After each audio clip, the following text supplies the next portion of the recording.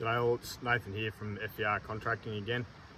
Back out on the beaches tonight, and once again she's pretty quiet, but we've been out here for a week and a bit now, so it should be starting to quiet down, which is fairly positive. So I had a couple of questions that came out of the video I posted last night pertaining to the 300 blackout, which was interesting. So a few people were pretty keen to understand what the differences might be in comparison between 300 blackout, 7.62 by 39 or 7.62 short, and 223 Remington in terms of performance and utility in the types of rolls that we were talking about. So I'll start with the 223 first. 223 it's an interesting cartridge. Obviously it's designed for predator work in reality from a hunting perspective, but it's got a massive following clearly because of its military heritage and the number of people have used it, the availability, the fact that it's relatively cost effective, or very cost effective in comparison to most things. But again, is it an all-rounder? Is it the right choice in these smaller cartridges for doing everything? Not really, but it certainly has a high degree of utility depending on how you're using it. So as far as a predator control cartridge or for use on smaller game, the 223 is quite useful. So you've got a fairly good range of bullet weights, anything from 36 grain smaller, 22 caliber highly frangible projectiles, right up to some of the heavy offerings up around the 80 grain mark. But in reality, there's a number of different factors that come into play when you're using those types of projectiles, depending on what you're doing with the cartridge. So, and that it depends on your rifle too, how it's set up with a twist rate, etc. So quite often the standard bullet weight in a 223 is around that 55 grain mark, either in a ballistic tip, a soft point or a hollow point. There's lots of offerings and availability there, and that twist rate in particular really favours a 1 in 12 twist, which has that nice balance of stability and speed for that particular projectile weight. However, if you're going to bump up the projectile weight and try and make a 223 potentially perform a little bit better on some larger feral animals or game, you might want to look at 75 grain projectiles. And with those 75 grain projectiles, the 1 in 12 twist, generally speaking, won't stabilise those depending on the type of rifle. So you need to start looking at a 1 in 8 or a 1 in 9 twist or thereabouts to achieve what you need in that space. So, and again, the lighter you go, generally the less twist rate you need. So the key question I guess you get asked most of the time with a 223 is it going to be a suitable cartridge for use on feral pigs? And the reality is, in most circumstances, it's not the type of cartridge you'd recommend in that role. You've got to be pretty specific with your shot placement. And certainly on smaller pigs, it'll do the job with no worries. But as soon as you start talking decent sized animals, plus of 60 to 70 kilos, and shots where you may not necessarily have ideal or an ability to place an ideal shot in terms of broadside, heart lung, or a side-based headshot or something of that nature, then it's really not going to do the job as well as you'd hope.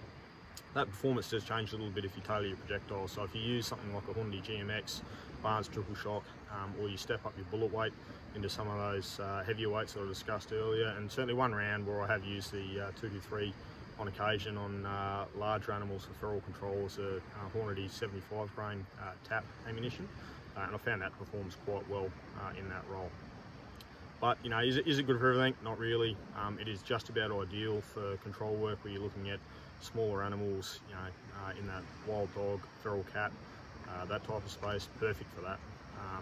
It certainly has a degree of utility on small animals like goats, but again, once you start getting to the larger aspects of any of those species, it does start to lack, just purely from the point of view of foot-pounds of energy and terminal ballistics at the target end.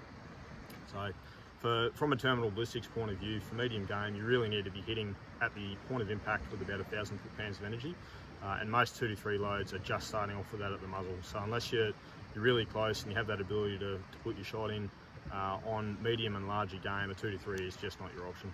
So I think in good conscience you can't recommend a 223 in that role.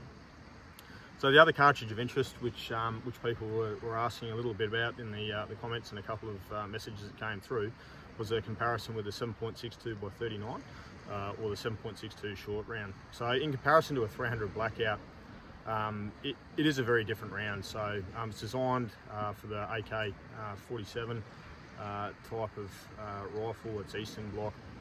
There's heaps of it around, so it's fairly available. And there's a number of manufacturers that do some pretty good little rifles in that cartridge in Australia currently. You know, CZ have a great little carbine.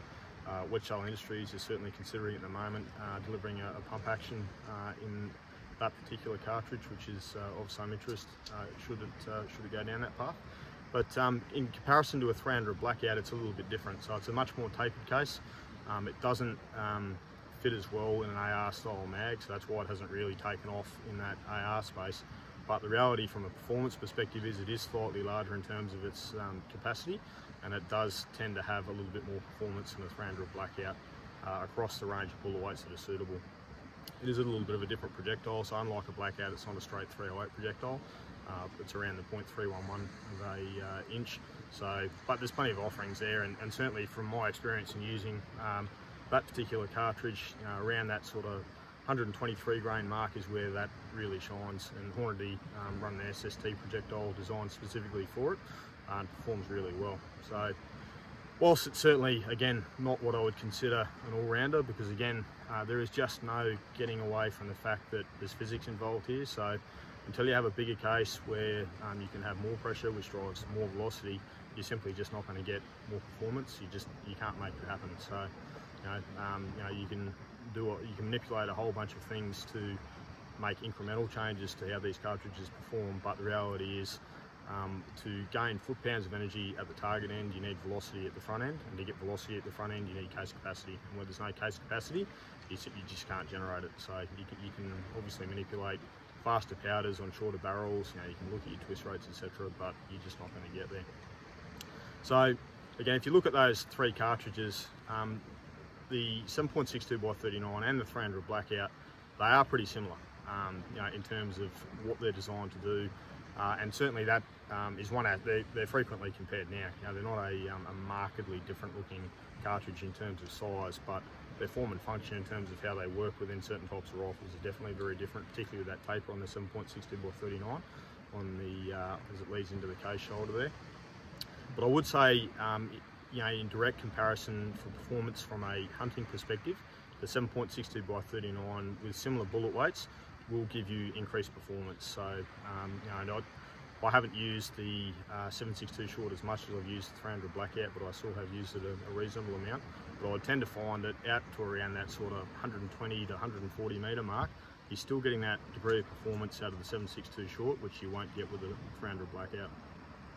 2D3 Remington's slightly different, so it's it falls into a different niche from a hunting or a control perspective. So it's fast, it's flat, but it's using light projectiles. And again, light projectiles just simply don't penetrate in the manner in which heavy projectiles do. You can manipulate that to a point by using monolithic projectiles or having a look at some of those premium controlled expansion bonded projectiles that are out there. But again, you're always going to be a little bit limited by case capacity. So, and you're just not going to generate the range of foot-pounds required at the target end to deliver the result you're after. So, certainly that 223 Remington, ideal if you're you're a little bit recoil sensitive, or you're really only targeting that smaller range of animals, foxes, wild dogs, feral cats, busting bunnies at some longer ranges, maybe use on some smaller feral goats, etc. And there's nothing wrong with using it on feral pigs, but providing you are very careful with your shot placement, you're prepared to walk away, and use a bit of discretion on when you use that round. So that's sort of where that sits.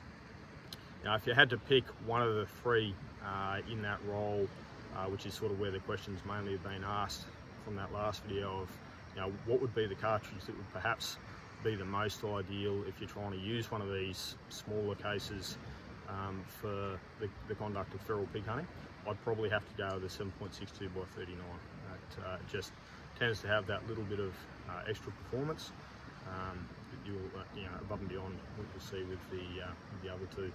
Again, all of these metrics are very changeable depending on what you're doing, whether you're just using factory ammunition or whether you're hand loading, barrel lengths, etc. But as a general rule, sort of where I've gone there in the last 5 or so minutes is fairly accurate in terms of what will do what.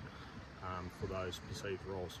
So again, feel free if you've got any questions, chuck them in, and I'll answer where I can.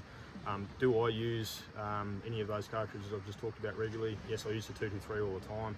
I've got another AR-15 upper for this rifle in 223 Remington with a fast twist rate, so it's got a 1-8 twist on it, which is a Wedgetail Industries upper, and I use that quite regularly for wild dog control and feral cat control. And I do carry some of those heavier cartridges around with me just in case we come across feral pigs when we're doing that work. So I'm a big fan of those 75 grain projectiles if you have to make a 223 do something it's not really designed for. But again, judicious shot placement, which generally is central nervous system, i.e. a headshot, where required. And you just don't try and make that cartridge do something it's designed not to do. So yeah, any thoughts, whack them in the comments, and yeah, happy to answer where I can. Again, thanks for watching.